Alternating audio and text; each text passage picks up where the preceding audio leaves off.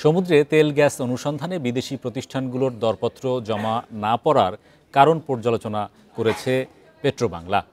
প্রতিষ্ঠানটি উৎপাদন অংশীদারি চুক্তি পিএসসির ধারায় কিছুটা সংশোধন করে আবারও দরপত্র আহ্বান করতে চায়।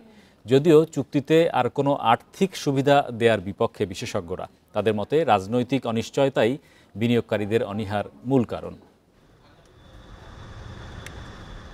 জ্বালানি খাতের মহাপরিকল্পনা বলছে ২০৩০ সাল নাগাদ স্থলভাগে গ্যাস উত্তোলন নামতে পারে ১৮০ কোটি ঘনফুটের নিচে। সে সময় চাহিদা দাঁড়াবে ৫০০ কোটি ঘনফুটে। এ ঘাটতি মেটাতে এলএনজির পাশাপাশি সমুদ্রে অনুসন্ধান জরুরি।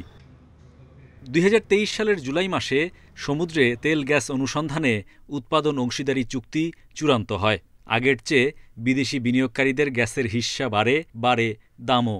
দেয়া হয় নানা রকম কর সুবিধা। গত বছর ৫৭ বিদেশি প্রতিষ্ঠানকে আহ্বান করা হয়। সে সময় ৭ কোম্পানি জরিপের তথ্য উপাত্ত দরপত্রের নথি কিনলেও জমা দেয়নি কেউ।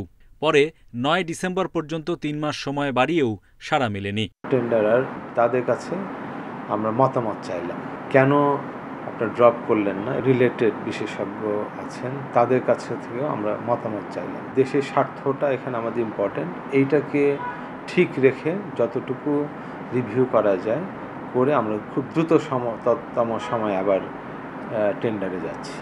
পেট্রোবাংলা সূত্রে জানা গেছে, ব্লকের তথ্য উপাত্তের দাম বেশি রাখা, ব্লক থেকে স্টেশন পর্যন্ত পাইপলাইন নির্মাণের খরচ অন্তর্ভুক্ত না রাখা, ওয়ার্কার্স পার্টিসিপেশন ফান্ড অন্তর্ভুক্ত রাখার বিষয়ে আপত্তি জানিয়েছে বহুজাতিক কোম্পানিগুলো।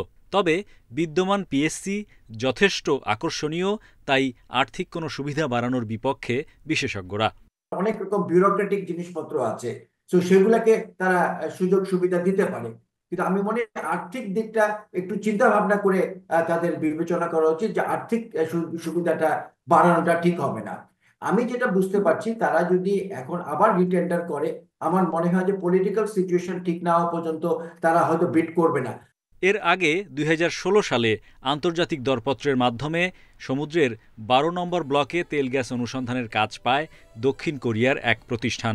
যদিও পেট্রোবাংলার সাথে দামের মতবিরোধে দেশ ছাড়ে তারা। Hari Saha, independent news, Dhaka.